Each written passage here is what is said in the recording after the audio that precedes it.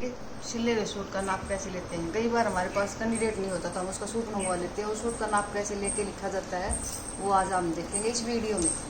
तो ये देखो, सबसे पहले हमने सूट को ऐसे बिछा लिया है। इसमें सबसे पहले हम देखेंगे लंबाई। लंबाई कहाँ से देखते हैं, सूट की ये दोनों तय से बराबर करके और फिर देखते हैं। कई बार क्या होता है, पीछे का पार्ट बड़ा होता है, कई बार इक्वल होता है। तो ये देखो, इनका तो बराबर ही है। तो ऐसे बिल्कुल स्ट्रेट करके इसकी लंबाई नापेंगे। सबसे पहले सूट की लंबाई लेंगे, कितनी है ये देखो।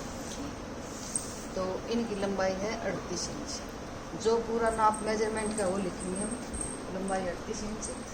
उसके बाद क्या करना है, इसमें चौड़ाई। चौड़ाई किसके हिसाब से देखते हैं, चौड़ाई कई बार किसी की तो छाती ज़्यादा हो जाती है, किसी के हिप ज़्यादा हो जाती है, और किसी का घेर ज़्यादा हो जाता है। तो जो चीज़ सबसे ज़्यादा है ना, उसके हिसाब से हम चौड़ाई लेते हैं सूट में। तो अब तो हम इसमें इसका मेजरमेंट ही लिखेंगे, जो जो लिखना है। तो घेर लिखेंगे सबसे पहले कितना है। अब ये देखिए, घेर यहाँ से हमने माप लिया। घेर है इनका 21 तैयार, 21 ही लिखेंगे।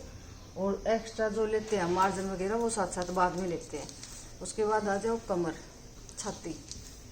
छाती पे जो ये सिलाई का निशान है और ये है, यहाँ तक नापेंगे।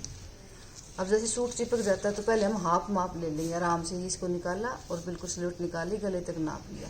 अब यहाँ से पकड़ के फिर इधर वाली सिलवट निकाल के बिल्कुल सिलाई तक ऐसे नाप लेंगे। ये इनका छाती का नाप आया हुआ है 20.5। लेकिन एक बात मैं बता दूं, इनका तो ये पतली है, सूट से दिख रहा है। कईयों का उभार यहाँ से ज़्यादा होता है, तो यहाँ से भी नापना जरूरी होता है छाती का, क्योंकि छाती का नाप यहाँ होता है, न कि यहाँ पे नहीं होता। छाती का नाप यहाँ पे होता है। तो इनका छाती का नाप यहाँ से भी देखते हैं कितना बना। यहाँ से मतलब 3 इंच नीचे छाती का नाप लिया जाता है। ये 19.5 है, और ये कितना है, ये 20 है। तो ये पतले हैं, इनका ऊपर ही है छाती का नाप 20। सबसे ज़्यादा मतलब ये 20। और उसके बाद कमर। कमर कहाँ नापी जाती है, यहाँ से 7 इंच की दूरी पे ऐसे डॉट लगाओ और इसके सीध में नाप दो कमर। कमर है इनकी 17.5। अब क्या लिख रही हूँ मैं, सिर्फ एक पार्ट का ले रही हूँ। और जब हमारा नाप होता है, हम खुद का नाप लेते हैं तो चारों तरफ से लेते हैं, उसका चौथा हिस्सा करते हैं। इसमें हम हाफ ले रहे हैं, तो इसका हाफ ही जब हम तय करेंगे डबल उस कपड़े की काटने के लिए, तो सिर्फ 2 तय में ही करेंगे। जैसे कि ये आया 17.5, तो इसका आधा ही लेंगे जब हम सिलाई सूट कटिंग करेंगे। ये 17.5 लिख लेती हूँ मैं, कमर 17.5। और हिप यहाँ से जहाँ पे ये खुला पार्ट होता है, इसको हम हिप बोलते हैं। ये भी सिलाई से सिलाई तक ले लेंगे। ये 21 है। उसके बाद क्या करना है, हमने ओपन चाक कितने ये भी देखना है। यहाँ सिलाई का जो कपड़ा है, यहाँ से हमने ओपन कैसे देखेंगे, जो ये सिलाई है ना, इससे आधा इंच ऊपर रखेंगे। ये जो सिलाई का है ना, इससे आधा इंच ऊपर, क्योंकि सिलाई में दबा हुआ है। तो यहाँ से नाप कर देखेंगे कितना आया, 13.5। ये 13.5 तक ओपन है चाक। चाक मतलब कितने ओपन है, तो आप लिखोगे 13.5 चाक। उसके बाद क्या करना है, अब हम तीरे का मेजरमेंट कैसे लेंगे। तीरे का सबसे समस्या ये आती है कि तीरे का सूट का लेते वक्त कई बार सबसे नहीं लिया जाता। तो सबसे पहले हम इसको यहाँ से इक्वल करके बिछा देंगे और ये अपने शेप में आ जाएगा। तो तीरे गले की चौड़ाई नापेंगे पहले कितनी है। गले की अंदर की चौड़ाई यहाँ से नापेंगे, तो यहाँ से फैला हुआ है, ज़्यादा भी ले सकते हो, लेकिन यहाँ से नहीं नापना, हमने यहाँ से नापना गले की चौड़ाई। नहीं यहाँ से नापनी, नहीं यहाँ से बीच में। तो गले की चौड़ाई इनकी 6 इंच है। जब डबल तय करेंगे तो कितना हो जाएगा, 6 का हाफ 3। तो यहाँ पे हम 3 इंच छोड़ दिया गले के लिए। और यहाँ से हम तीरा नापेंगे, कितना आया, तीरा आया इनका 7.2।